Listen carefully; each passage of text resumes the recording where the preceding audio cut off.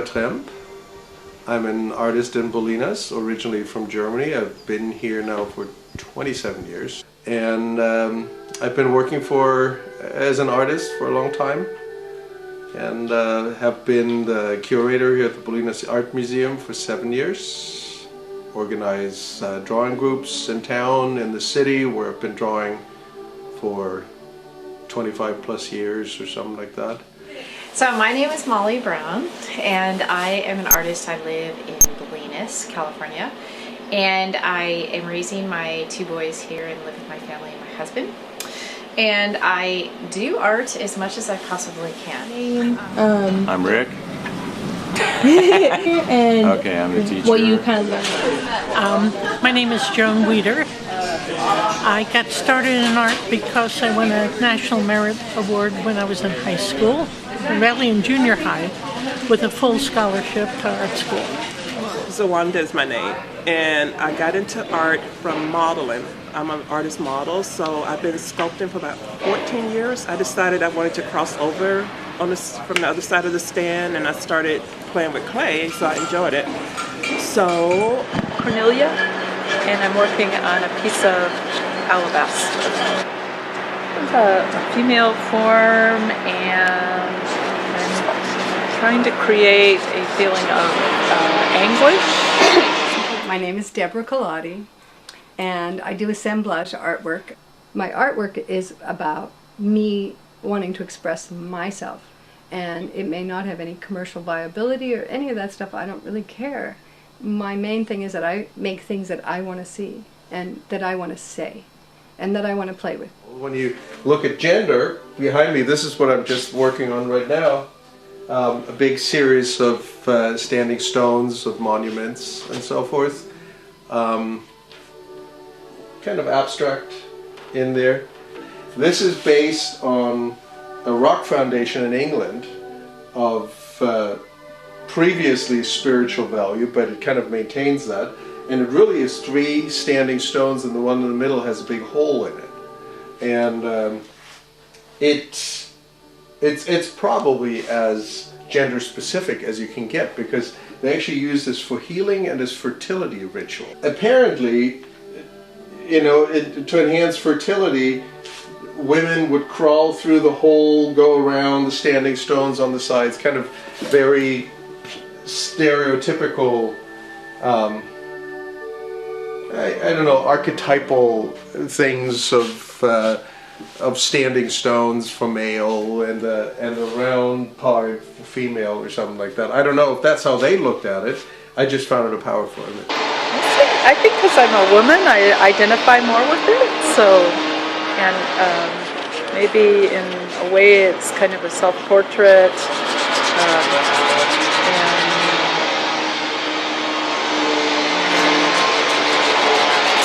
And maybe I think of nature as being feminine, and rock is kind of a natural shape, and it just seemed to lend itself to a female form. What I hope is that people will see the beauty, the natural beauty in the female lines and figure. And it's a similar kind of beauty that I feel when I'm drawing any kind of nature, flowers and trees and leaves and animal forms. There's a certain very intrinsic beauty to natural form, especially the female form. Perhaps like even the line of a woman's body can look like the line of a mountain in a valley. And they're very much, I think, they are generated from the same organic beauty. Whether it's a landscape or a woman's body, it's sort of a natural, organic form. So that definitely inspires my work.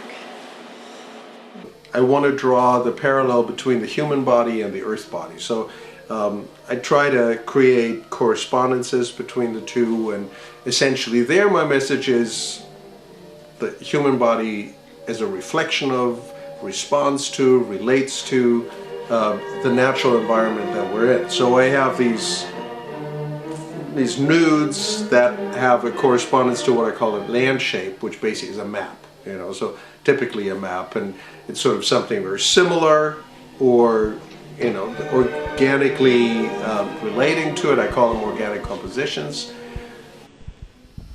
I don't know if you can make that out.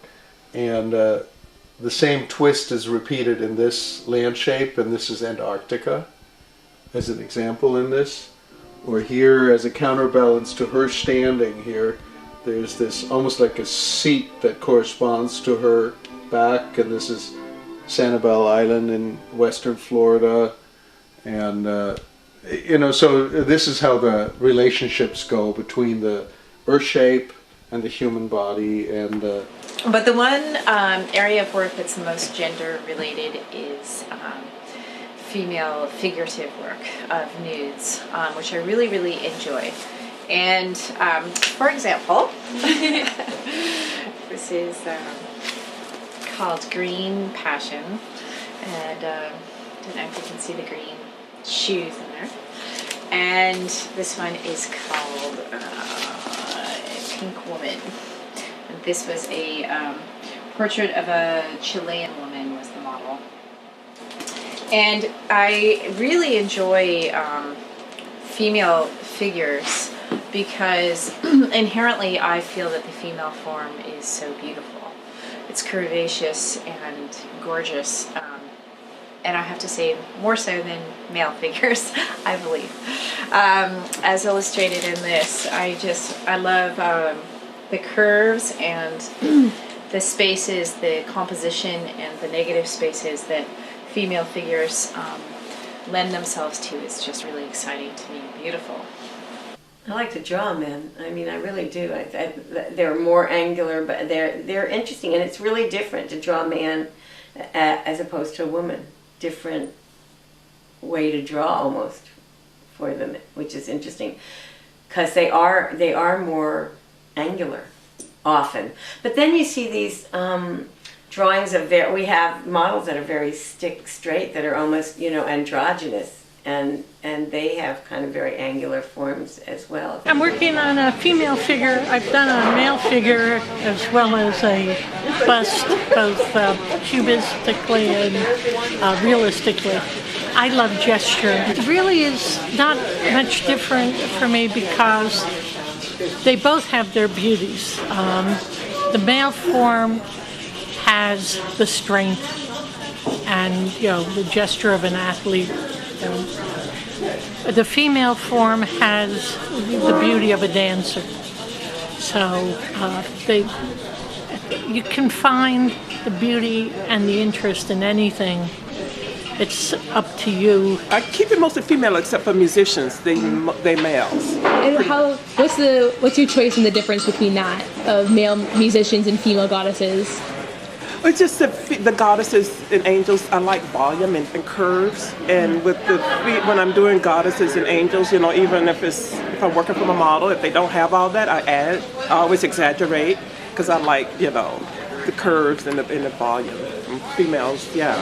And with the musicians, they usually have clothes on, the men. So I do the hats and the suits and all that. Yeah. Yeah, I mean, I talk about it and I say I want to draw a man, and it hardly ever comes to pass. I mean, we may have had one male model last year. Most people really prefer drawing women. And for years, if you look at drawings, you'll see that that's what's happening for years, actually. And they are more curvaceous. There's more lines that go like that instead of like that. But I like them both. One of the key questions is always, do you have male or female nude models? Or both. And I love drawing because it's great practice, great eye-hand coordination, skill enhancement, and so forth. And but you can't help watching other people draw. And all too often, when you know who the artist is, you kind of can't help but your stereotype to kick in. So in particular, you notice that with male nude models. I had a class in life sculpture where we had very few men and mostly women, interestingly, probably because of the way our population is split, and women have more time to take junior college or community college classes. And the male figure, all the women put in their genitalia. The men did not. So I guess they're more sensitive about it than we are. Otherwise, it just, the nude figure to me is beautiful. It's the social attitudes that make it ugly. It's remarkable how many female artists I know are basically sort of avoid painting the private parts on male models, while some of the gay drawing groups that I know in the city kind of seem to start there. So you look at the sheet and you say, I know where you started looking, so total stereotype, but once you go there, you're amazed how often that seems true. So, and at that level I mentioned earlier, I was surprised since we hire male and female models, so I hire them for our group here in Bolinas. Recently, when asking again about who we should hire and stuff, the only ones who said we should only hire women were female artists in our group. And I'm part of a group every Monday for the last 25 plus years in the city, and that artist, he's male, never hires a male model. He just doesn't. He just doesn't think it's worth drawing or something like that. I personally think it's also much harder to draw men. Some people have talked about the objectification of women and women's bodies, as one could say in these, somebody might feel that their heads are cut off and that you can't see the whole person, and that this woman's body is objectified. But to me, it would very much change the artwork if I had an actual person's head and an identity with these bodies. It would be, to me, much more confining. These are exciting to me because they're kind of have a more universal experience of feeling that's not associated with an individual. And so you can relate to the artwork not as relating to an individual, but relating to a female form in general and the beauty of that female form without attaching to the individual. So that's why I usually don't paint heads on my work.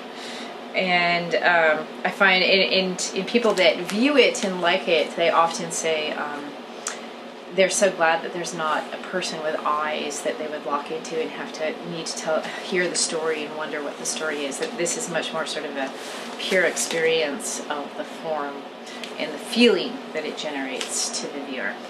I would say nudity is more natural for me. I'm more used to that, but it just goes with the stone and the color of the stone. The stone's kind of pink. It's just a fact that nudity and humans have a different sort of almost titillating effect. So I notice that I show my work together, and people respond to it, and if they like it, hopefully they like it. I still notice that they respond differently based on where they're coming from, and I typically notice that people appreciate, while I have primarily female models, that I have a lot of drawings of men, and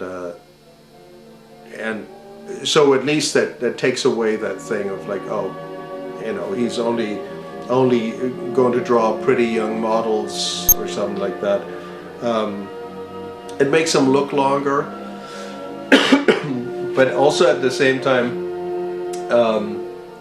it always comes up almost every time I have open studio in here, or people look at it, and they look at these drawings and say, more or less, oh, what a great way for a teenager to learn about geography, because it gives you an excuse to kind of really study the subject at hand very intricately while pretending that you're actually figuring out if this is now Java and Bali, or whatever else is down in there.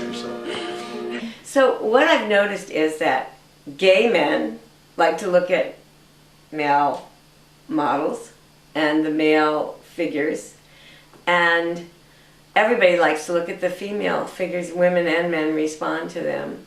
But men do find them sexy sometimes, you know, and talk about that as well.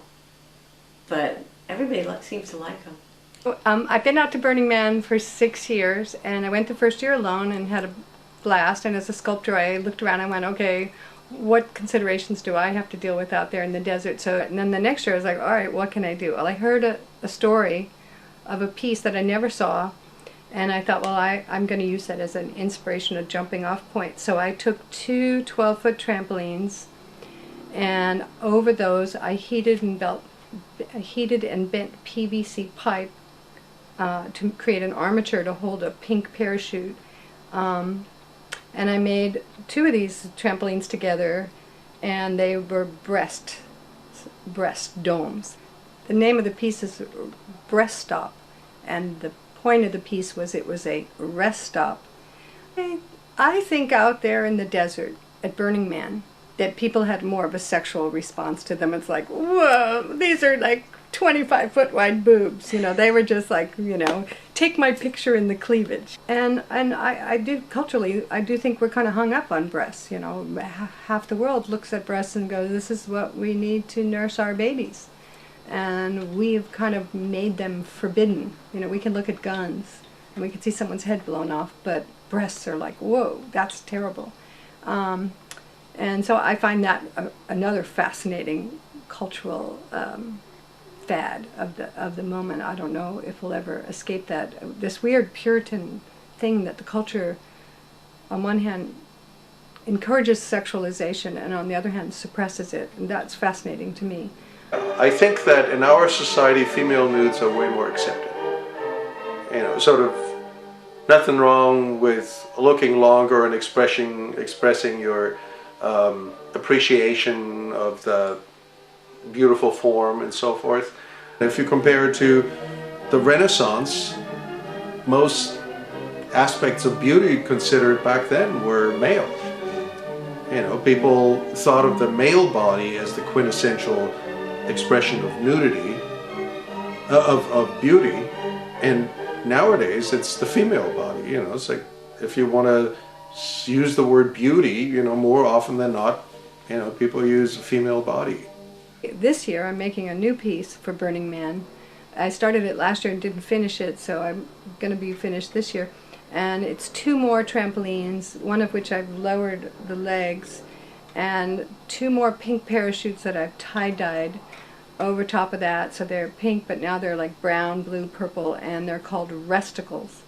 Again, very much a cultural issue, because whereas, you know, people can talk about women's private parts, and particularly the vulva, that's kind of, you know, out there in the mainstream, but men's testicles are sort of, they're considered sort of gross, as a generalization. People's reaction to the breasts were, you know, one of the things about the desert that surprised me and the breast stop piece is that I thought, okay, straight men will like it, lesbian women will like it. Oh no, everybody liked it. The gay boys were there, they loved it, I don't know why, they just, you know, they were like, they're happy breasts. Straight women, everybody liked it. It was completely friendly and surprised me. The resticles, I expect a very, very different reaction. I think that people will not think of it as so sweet, as the breasts were sweet and again, friendly. Something about testicles, just people kind of grimace. And it's like, why? Why has the culture said this part of the body we can, you know, represent everywhere and it's okay, but this part we can't? Art as a profession is still dominated by men. You know, so, and I don't know what the real reason is. There's no shortage anymore of really good female artists, but in sheer terms of numbers, I think probably still way more successful artists are male rather than female. And this guy has a museum, which I really got connected with. I donated a book to him. He's so amazing. But you can see how many male musicians there are. I mean, if you look at the roster, you'll see how many groups are male, and the females are trying to get in there. This is what I did at Hardly Strictly Bluegrass. You can see, again, it's a bunch of male musicians, most of whom I know now, but still it's a lot of men. And then there's the women, the Kate McGarrigle tribute, and Martha Wainwright, and Maria Muldaur, and those are some of the heavy-hitting women in the business who do songs like I'm a Woman and stuff like that, and they are just amazing. So there are those people. And this guy, it's very interesting. He said he wanted to fulfill his dream of being surrounded by more women than men in the music business. So he actually noticed that and commented on stage. So John Langford got together, and he got together with the Mekons.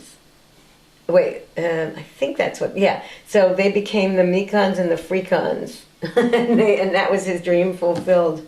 So, that is really interesting.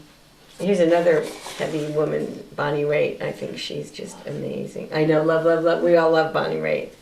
They just plain old are more male artists, and we, from the museum's perspective, have gone really always out of our way to search out female artists. So, not saying that they didn't all totally deserve it, but in the limited number of exhibition spaces that we had per year, if we came up with a female artist who was obviously up to snuff, we'd be always thrilled to do that and give an exhibition to her or her work, if at all possible, because otherwise it really, like, if you just go on autopilot, you end up having men.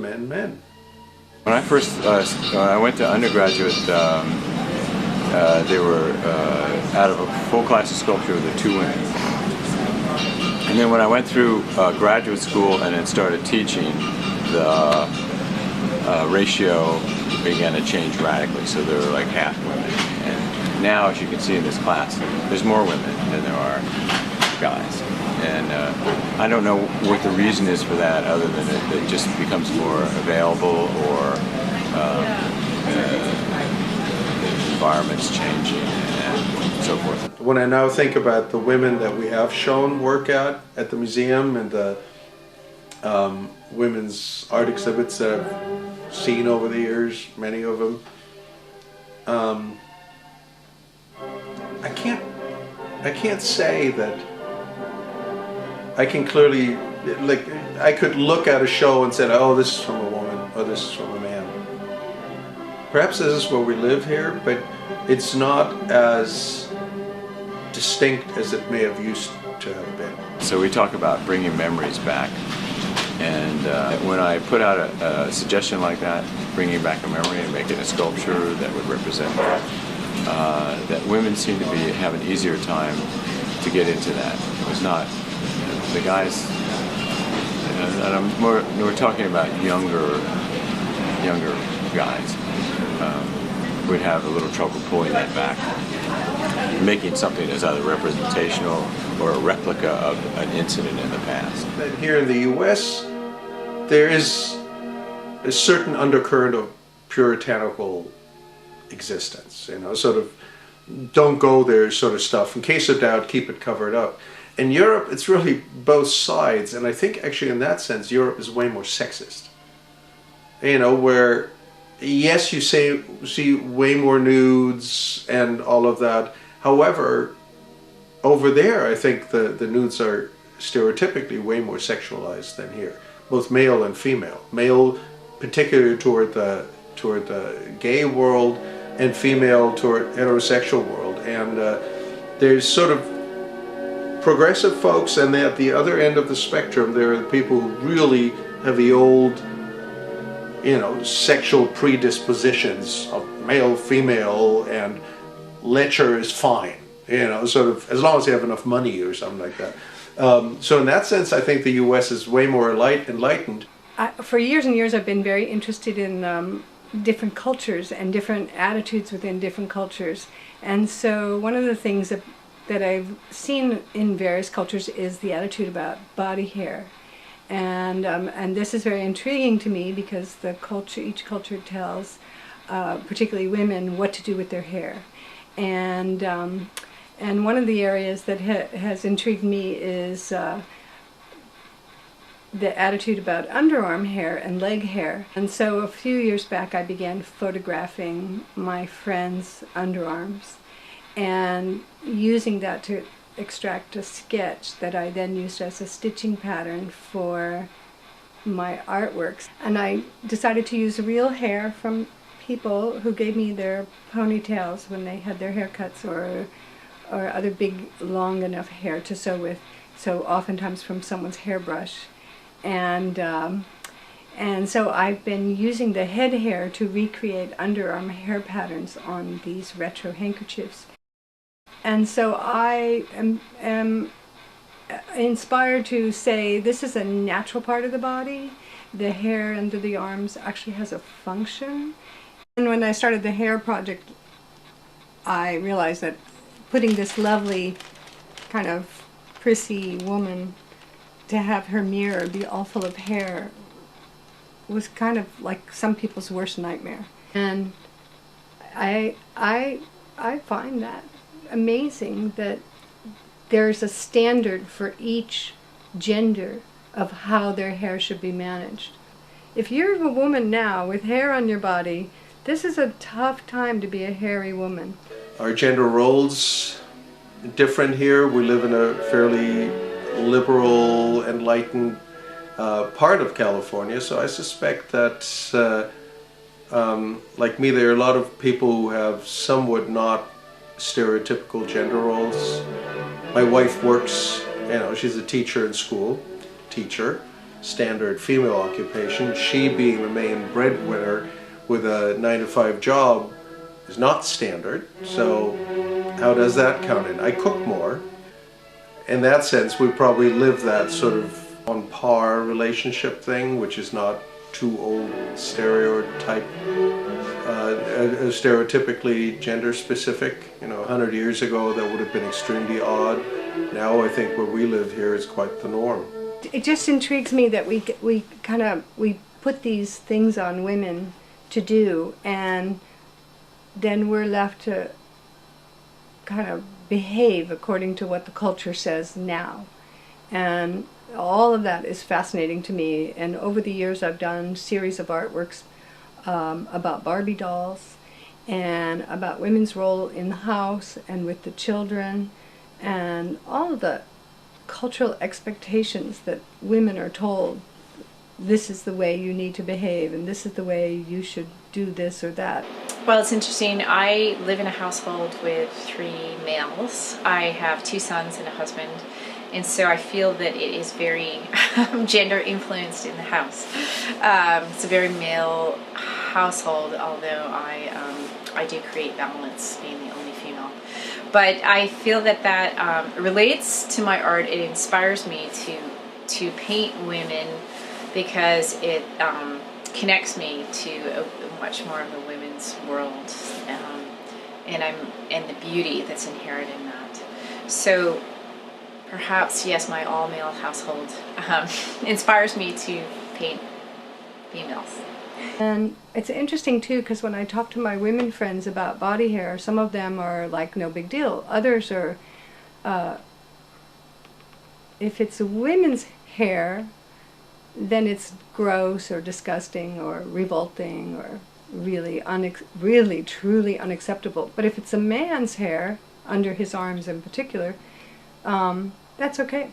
They may not like it, they may not look at it and go, oh, that's lovely hair. They just may say, well, it's just man's underarm hair, that's perfectly fine. So a lot of times I find myself playing at the edge of the cultural standards and trying to find my own path, and as an artist that intrigues me. That story behind the mandate intrigues me, and so I want to challenge that.